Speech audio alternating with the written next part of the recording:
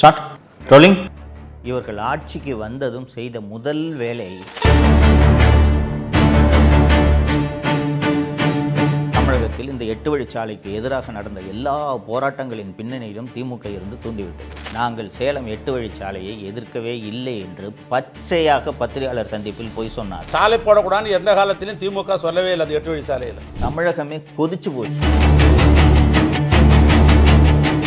திமுக அரசு கொண்டு வந்த இன்னொரு ரியல் எஸ்டேட் திட்டம் என்னவென்றால் பரந்தூர் விமான நிலையம்.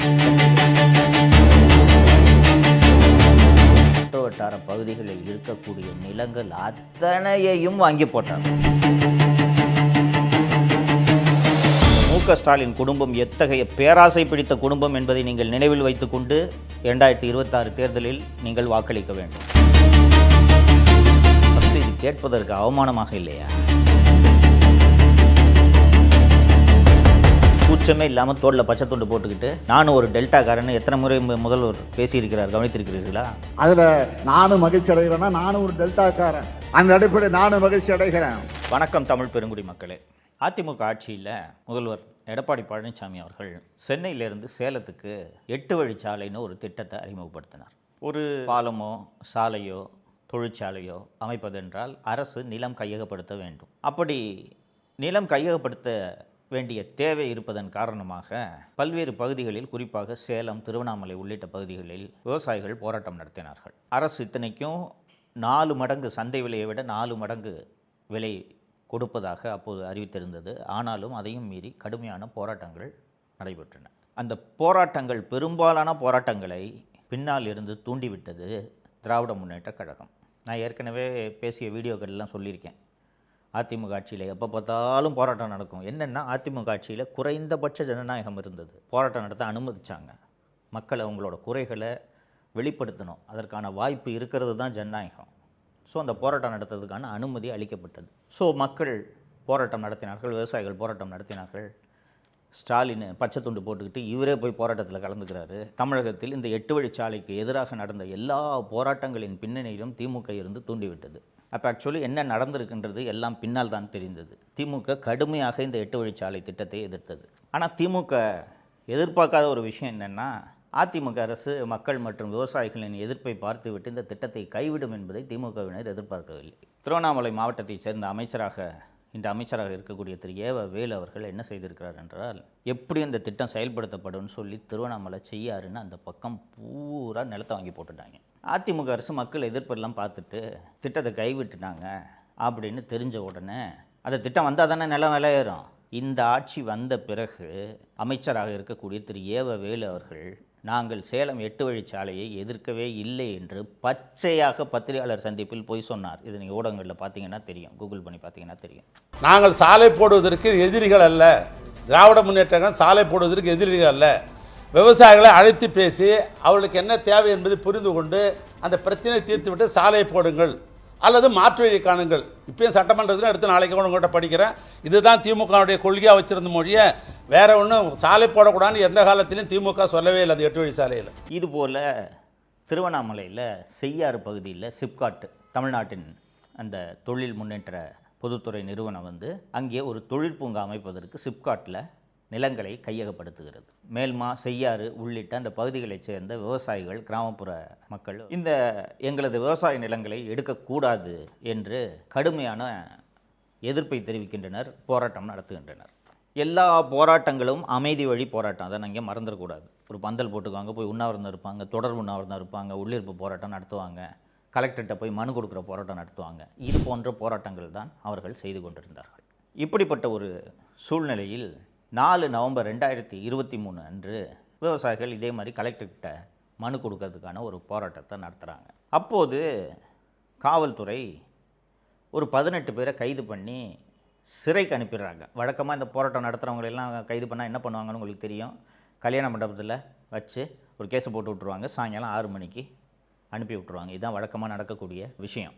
ஆனால் செய்யாறு மேல்மா பகுதியில் இந்த போராட்டம் நடத்தியதில் 20 பேரை ரிமாண்டுக்கு அனுப்பிச்சிட்டாங்க சிறைக்கு. ரிமாண்டுக்கு அனுப்பியதோடு இல்லாமல் பாக்கியராஜ், பச்சையப்பன், தேவன், சோழன், அருள் ஆறுமுகம், திருமால் உள்ளிட்ட 7 பேரை குண்டர் சட்டத்தில் அடைத்தது திமுக அரசு.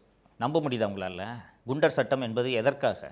ரவுடிகளை, கொலை செய்பவர்களை, நில அபகரிப்பில் ஈடுபடுபவர்களை, கள்ளச்சாராயம் காய்ச்சுபவர்களை, போதைப்பொருள் விற்பவர்களை தடுப்பதற்காக உருவாக்கப்பட்ட அந்த குண்டர் சட்டத்தில் விவசாயிகளை அடைத்தது இந்த திமுக அரசு. தமிழகமே கொதிச்சு போச்சு. என்னையா விவசாயிகள் போராட்டம் நடத்திட்டு இருக்காங்க, அந்த போராட்டம் நடத்துகிற விவசாயிகளை போய் குண்டர் சட்டத்தில் அடைக்கிறீங்களே, மனுஷங்களா நீங்கன்ட்டு கடுமையான கண்டனங்கள் திமுகவின் கூட்டணி கட்சிகளே கண்டனம் தெரிவிக்க ஆரம்பித்து விட்டன. திமுகவின் கூட்டணி கட்சியாக இருக்கக்கூடிய மார்க்சிஸ்ட் கம்யூனிஸ்ட் கட்சி, இந்திய கம்யூனிஸ்ட் கட்சி உள்ளிட்ட அத்தனை கட்சிகளும் என்னங்க விவசாயிகளை போய் குண்டர் சட்டத்தில் அடைக்கிறீங்களே அப்படின்னு கடுமையான கண்டனங்களை தெரிவித்ததும் அந்த குண்டர் சட்டத்தில் அடைக்கப்பட்டவர்களில் அருள் ஆறுமுகம் என்பவரை தவிர மீதமுள்ள 6 பேர் மீதான குண்டர் சட்டத்தை ரத்து செய்கிறோம் என்று தமிழக அரசிடமிருந்து அறிவிப்பு வெளிவந்து விட்டது. 6 பேரும் விடுதலை செய்யப்பட்டார்கள். அப்போது அரசு சார்பில் சொல்லப்பட்ட விளக்கம் என்ன தெரியுமா?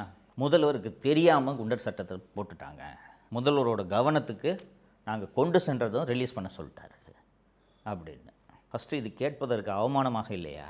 ஒரு சிப்காட் நிலம் எடுக்கிறதுக்கு விவசாயிகள் போராட்டம் பண்ணுறாங்க, அந்த போராட்டத்தில் இருக்கவங்கள ரிமாண்டு பண்ணுறாங்க, ரிமாண்டு பண்ணி அதில் 7 பேர் மேலே குண்டாஸ் ஆக்ட் போடுறாங்க. இது எப்படி ஒரு முதல்வருக்கு தெரியாமல் இருக்கும்? உளவுத்துறையிட முதல்வரிடம் சொல்ல வேண்டாமா? முதல்வருக்கு தெரியாமல் இது நடந்துவிட்டது என்பதை சொல்வதற்கு உங்களுக்கு வெட்கமாக இருக்க வேண்டாமா? சரிங்க, உண்மையிலே தெரியலன்னு ஒரு வாதத்துக்கு வச்சுக்குவோம். தெரியாமல் போட்டுட்டாங்க. வாபஸ் வாங்கின உடனே அந்த குண்டாஸ் டிடென்ஷன் ஆக்டை ரெக்கமெண்ட் பண்ண அந்த எஸ்பியையும் அந்த குண்டாஸ் டிடென்ஷன் ஆர்டரில் கையெழுத்து போட்ட அந்த கலெக்டரையும் ஒரு நல்ல முதல்வராக இருந்தால் சஸ்பெண்ட் செய்திருக்க வேண்டுமா வேண்டாமா? யோசித்து பாருங்கள். இதுவரைக்கும் ஒரே ஒரு நடவடிக்கை கூட அந்த கலெக்டர் மேலேயோ எஸ்பி மேலேயோ எடுக்கவில்லை. ட்ரான்ஸ்ஃபர் கூட பண்ணலைங்க. என்ன காரணம் என்று யோசித்து பாருங்கள். அந்த இடத்துல சிப்காட் வரும். சிப்காட் வந்துச்சுன்னா நிலமெல்லாம் விலையேறும் என்று திருவண்ணாமலை மாவட்டத்தைச் சேர்ந்த நெடுஞ்சாலைத்துறை அமைச்சர் திரு ஏவ வேலு அந்த ஏரியா பூரா நிலத்தை வாங்கி போட்டிருக்காரு. நிலத்தை வாங்கி போட்ட பிறகு அந்த சிப்காட் வந்தால் தானே நிலத்தோட விலை ஏறும். ஏற்கனவே 8 வழிச்சாலை ரத்து பண்ணதுனால அவர் வாங்கி போட்ட நிலம் விலை ஏறல. இப்போ சிப்காட்டும் வராமல் போச்சுன்னா இதனால் ஏவ வேலு சொல்லித்தான் அந்த மாவட்ட ஆட்சியர் இந்த விவசாயிகளை குண்டர் சட்டத்தில் அடைத்திருக்கிறார். கூச்சமே இல்லாமல் தோளில் பச்சை துண்டு போட்டுக்கிட்டு நானும் ஒரு டெல்டாக்காரன்னு எத்தனை முறை முதல்வர் பேசியிருக்கிறார், கவனித்திருக்கிறீர்களா? இதே போல் திமுக அரசு கொண்டு வந்த இன்னொரு ரியல் எஸ்டேட் திட்டம் என்னவென்றால் பரந்தூர் விமான நிலையம். சென்னையில் இருக்கக்கூடிய விமான நிலையம் போதவில்லை, கூடுதலாக ஒரு விமான நிலையம் வேண்டும் என்ற திட்டம் திமுக அரசு கொண்டு வந்த திட்டம் அல்ல. அண்ணா திராவிட முன்னேற்ற கழக ஆட்சியிலேயே இந்த திட்டம் பரிசீலிக்கப்பட்டது. மொத்தம் 4 இடங்கள் பரிசீலிக்கப்படுகின்றன. படாலம், திருப்போரூர், பன்னூர் மற்றும் பரந்தூர் ஆகிய 4 இடங்களை புதிய விமான நிலையம் கட்டுவதற்கு அரசு பரிசீலிக்கிறது. பரந்தூர்லையும் விமான நிலையம் கட்டினா எவ்வளவு விவசாய நிலங்கள் பறிபோகின்றன, எவ்வளவு நீர்நிலைகள் பறிபோகின்றன என்பதையெல்லாம் ஆராய்வதற்கு அண்ணா திராவிட முன்னேற்ற கழக ஆட்சியிலேயே வருவாய்த்துறை அதிகாரிகள் போய் அங்கே நில அளவையெல்லாம் செய்யும்போது அந்த ஊர் மக்கள் எல்லாம் சேர்ந்து எதிர்ப்பு தெரிவிக்கிறார்கள். எதிர்ப்பு தெரிவித்த உடனே பரந்தூரில் விமான நிலையம் கட்டலாம் என்ற எண்ணத்தை அதிமுக அரசு அப்படியே விட்டுவிட்டது. ஸோ அடுத்த திமுக ஆட்சிக்கு வருது, ரைட்டுங்களா? மொத்தம் 4 இடம் சொன்னேன். படாலம், திருப்போரூர், பன்னூர் மற்றும் பரந்தூர். இதில் பரந்தூரில் ஏர்போர்ட் கட்டலாம் அப்படின்ட்டு இவங்க முடிவெடுத்துறாங்க. யார்? திமுக அரசு. ஸோ 2021 இவர்கள் ஆட்சிக்கு வந்ததும் செய்த முதல் வேலை அந்த பரந்தூர் மற்றும் சுற்றுவட்டார பகுதிகளில் இருக்கக்கூடிய நிலங்கள் அத்தனையையும் வாங்கி போட்டார்கள். பரந்தூரில் விமான நிலையம் வரப்போகுதுன்றதுக்கு முன்னாடி பரந்தூர் பகுதியில் ஒரு ஏக்கரோட விலை எவ்வளோ தெரியுமா? 2 லட்சம். 2021 ஜனவரின்னு வச்சுக்கோங்களேன். நல்லா விளையிற 3 போகம் நெல் விளையிற பூமி அது. பலமுறை நாங்கள் போயிட்டு சவுக்கு மீடியா சார்பாக வீடியோ எடுத்து போட்டிருக்கோம். பரந்தூர் தான் விமான நிலையம்ட்டு திமுக அரசு முடிவெடுத்து விட்ட பிறகு 8 கோடி கொடுத்தால் கூட, ஒரு ஏக்கர் 8 கோடி கொடுத்தால் கூட இன்று விற்பதற்கு அங்கே நிலம் இல்லை. அந்த அளவுக்கு நிலம் வெளியேறிவிட்டது. என்ன காரணம் என்றால் அங்கே விமான நிலையம் வந்தால் அருகாமையில் 5 நட்சத்திர ஓட்டல்களை கட்டி கொள்ளை காசு சம்பாதிக்கலாம் என்று திமுகவினர் அத்தனை பேரும், திமுகவினர் மட்டுமல்லாமல் ஐஏஎஸ் அதிகாரிகள், ஐபிஎஸ் அதிகாரிகள் அத்தனை பேரும் நிலத்தை அங்கே வாங்கி போட்டுவிட்டு தான் இந்த விமான நிலையம் வந்தே தீர வேண்டும் என்று துடிக்கிறார்கள். இதுதான் டெல்டாக்கார முதல்வர் செய்யக்கூடிய வேலையா? அது மட்டுமல்ல, அந்த பரந்தூர் மக்கள் 1000 நாட்களை கடந்து தொடர்ந்து போராடி கொண்டிருக்கிறார்கள். பரந்தூர், ஏகனாபுரம் அந்த பகுதியில் உள்ள கிராமம். அந்த ஊர் எப்படிப்பட்ட ஊருன்றது சொல்லிடுறேன். காஞ்சிபுரம் மாவட்டத்தில் இருக்க ஊர். மோட்டார் பாசனம் கிடையாது, நதிநீர் பாசனம் கிடையாது, 3 போகம் நெல் விளையக்கூடிய பூமி. எப்படி பாசனம் என்று கேட்டீர்கள் என்றால், பெரிய பெரிய பல்லவ ஆட்சி காலத்தில் உருவாக்கப்பட்ட பெரிய பெரிய ஏரிகள் அங்கே இருக்கின்றன. பெரிய ஏரி, கம்பன் கால்வாய் என்று ஒரு கால்வாய் அங்கே ஓடுகிறது. பெரிய ஏரி இருக்கிறது. ஏரி அப்படின்னா உயரமான ஒரு இடத்துல ஒரு ஏரி. அந்த ஏரி நிரம்பியதும் அந்த ஏரியிலிருந்து நீர் வழிந்து அடுத்த ஏரிக்கு செல்லும். அடுத்த ஏரிக்கு அந்த நீர் செல்லும்போது அது வழியாக கால்வாய் போகுது இல்லையா, அது பக்கம் பூரா பாசனம். அடுத்த ஏரிக்கு அந்த நீர் சென்றதும் அது நிரம்பியதும் அங்கிருந்து அடுத்த ஏரிக்கு அது செல்கிறது. தஞ்சாவூரை விட அதிகமாக, தஞ்சாவூரில் கூட மேட்டூர் டேம்லேருந்து தண்ணி வந்தால் தான் நெல் போட முடியும். இங்கே 3 போகமும் நெல் விளைவிக்கிறார்கள். தன்னிறைவு பெற்ற கிராமங்கள் அந்த கிராமங்கள் பூரா. அது மட்டுமல்லாமல் சென்னையோட வெள்ளத்தை வடிப்பதற்கு மிக முக்கியமான நீர்நிலையாக அந்த பரந்தூரில் இருக்கக்கூடிய அந்த ஏரிகளும் அந்த கம்பன் கால்வாய் உள்ளிட்ட கால்வாய்களும் பயன்படுகின்றன. சென்னையில் இருக்கக்கூடிய அடையாறு மற்றும் கூவம் ஆறு இருக்கிறதல்லவா, அங்கே அந்த பரந்தூரில் இருக்கக்கூடிய அந்த ஏரிகள் எல்லாம் நிரம்பினாலும் அங்கிருந்து அந்த தண்ணீர் கம்பன் கால்வாய் வழியாக வடிந்து சென்னையில் செம்பரம்பாக்கம் மற்றும் அடையாறு ஆறு வழியாகத்தான் கடலில் சென்று கலக்கிறது. இப்போது இவர்கள் திட்டமிட்டிருக்கக்கூடிய இந்த பரந்தூர் விமான நிலையம் எங்கே வருகிறது தெரியுமா? அந்த விமான நிலையத்தோட ரன்வேயே ஏரி மேலே தான் ரன்வேயே வருது. ஸோ இந்த மாதிரி அந்த இடத்துல ஏகப்பட்ட நீர்நிலைகள் இருக்கின்றது. அந்த நீர்நிலைகள்லாம் எந்த அளவுக்கு பாதிக்கப்படுகிறது என்பதை ஆராய்ந்து விட்டு நாங்கள் விமான நிலையம் அமைக்கிறோம் என்று திமுக அரசே மச்சேந்திரநாதன் IAS என்பவர் தலைமையில் இந்த நீர்நிலைகளுக்கு ஏற்படக்கூடிய பாதிப்பை மட்டும் ஆராய்வதற்கு மச்சேந்திரநாதன் IAS அவர்கள் தலைமையில் ஒரு கமிட்டியை அமைக்கிறார்கள். அந்த கமிட்டி தனது அறிக்கையை எவ்வளவு நீர்நிலைகள் பாதிக்கப்படுகின்றன தனது அறிக்கையை கொடுத்து விட்டது.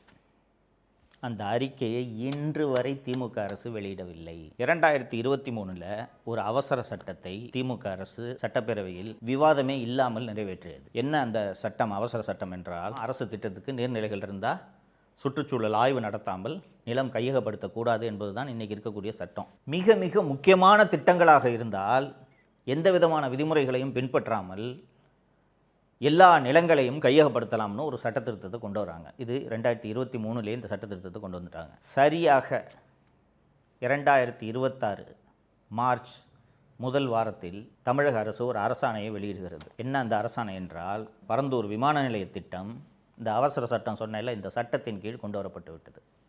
ஸோ நீர்நிலைகள் எல்லாம் இருந்தாலும் பரந்தூர் விமான நிலையத்திற்காக இந்த நிலங்களை யாருடைய எதிர்ப்பையும் மீறி கையகப்படுத்தலாம் என்பதுதான் இந்த அவசர சட்டத்தோட நோக்கம். அந்த பரந்தூர் மக்கள் நடத்திய அந்த போராட்டத்தை ஊடகங்கள் சென்று கவர் செய்துவிடக்கூடாது என்பதற்காக கிட்டத்தட்ட 2 வருடங்கள் ஏகனாபுரம் உள்ளிட்ட 13 கிராமங்களை ஊரடங்கில் வைத்திருப்பது போல தமிழக அரசு வைத்திருந்தது. அந்த ஊருக்கு போகிற 4 எல்லையிலும் காவல்துறையை போட்டு அந்த ஊர்க்காரங்களை தவிர வேறு யாருமே உள்ளே செல்லக்கூடாது, பத்திரிகையாளர்கள் செல்லக்கூடாது. இவ்வளவு பாதுகாப்பு ஏற்பாடுகளை எல்லாம் செய்து இவர்களுடைய நோக்கம் விமான நிலையத்தை கொண்டு வந்து தொழில் வளர்ச்சியை பெருக்க வேண்டும் என்பது அல்ல. அந்த பக்கத்தில் தமிழக முதல்வர் அவர்களுக்கு சொந்தமான அந்த பண்ணை வீடு எங்கே இருக்கிறது தெரியுமா? உளுந்தை என்ற கிராமத்தில் இருக்கிறது. அன்னியார் திருமதி துர்கா ஸ்டாலின் நடத்தி கொண்டிருந்த ஸ்ப்ரிங்ஸ் மினரல் வாட்டரோட இடமும் அங்கே தான் இருக்கிறது. அந்த பரந்தூர் ஏர்போர்ட் வந்துச்சுன்னா உளுந்தையில் இவர்களுடைய நிலம் மட்டுமல்லாமல் இவர்கள் பினாமி பெயர்களில் வாங்கி போட்டுள்ள நிலங்கள் அத்தனையின் விலையும் பல மடங்கு உயரும். இந்த குடும்பத்தோட பேராசை எப்படிப்பட்ட பேராசை என்பது உங்களுக்கு புரிகிறதா? ஏற்கனவே நான் 2 லட்சம் கோடிக்கு மேலே சம்பாரிச்சிருக்காங்கன்னு சொல்லியிருக்கேன். அது போதாதா? ஆயிரக்கணக்கான ஆண்டுகளாக விவசாயத்தில் ஈடுபட்டு கொண்டிருக்கக்கூடிய அந்த மக்களின் வயிற்றில் அடித்து நீங்கள் விமான நிலையம் கட்ட வேண்டுமா? நீங்களும் நானும் வேறு வேறு வேலை செய்து பிழைத்து கொள்ளலாம். தான் வச்சிருக்கிற 2 ஏக்கர் நிலத்தில் 3 போகம் நெல் மட்டும் விளைவிச்சு அதன் மூலமாக தனது வாழ்வை நடத்தி கொண்டிருக்கக்கூடிய விவசாயிகிட்டு கையில் பணத்தை கொடுத்து அப்பார்ட்மெண்ட்டில் போய் 8வது மாடியில் குடியிருன்னு அவன் எப்படிங்க குடியிருப்பான்? தொழில் என்னங்க பண்ணுவான்? விவசாயத்தை தவிர அவனுக்கு வேறு எந்த தொழிலும் தெரியாது. ஆனால் அவர்கள் வயிற்றில் அடித்து அந்த விமான நிலையத்தை எப்படியாவது கொண்டு வர வேண்டும் என்று தான் தேர்தல் நெருக்கத்தில் 2026 மார்ச் மாதத்தில் இவர்கள் பரந்தூர் விமான நிலையத்தை இந்த அவசர சட்டத்தின் கீழே கொண்டு வந்திருக்கிறார்கள். இந்த மு.க. ஸ்டாலின் குடும்பம் எத்தகைய பேராசை பிடித்த குடும்பம் என்பதை நீங்கள் நினைவில் வைத்துக்கொண்டு 2026 தேர்தலில் நீங்கள் வாக்களிக்க வேண்டும். விவசாயிகள் வயிற்றில் அடித்த ஆட்சி தான் இந்த ஆட்சி என்பதை நீங்கள் மறந்துவிடக்கூடாது. இதையெல்லாம் மனதில் வைத்துக்கொண்டு நீங்கள் வாக்களிக்க வேண்டும். தப்பி தவறி திராவிட முன்னேற்ற கழக ஆட்சி மீண்டும் வந்தால் காஞ்சிபுரம் உள்ளிட்ட பகுதிகளில் இருக்கக்கூடிய விவசாயம் மொத்தமாக அழிக்கப்பட்டு விடும் என்பதை நீங்கள் மறந்து விடாதீர்கள்.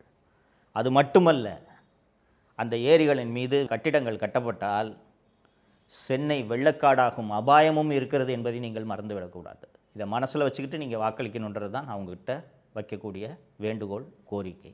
நன்றி. தமிழகத்தை காப்போம்.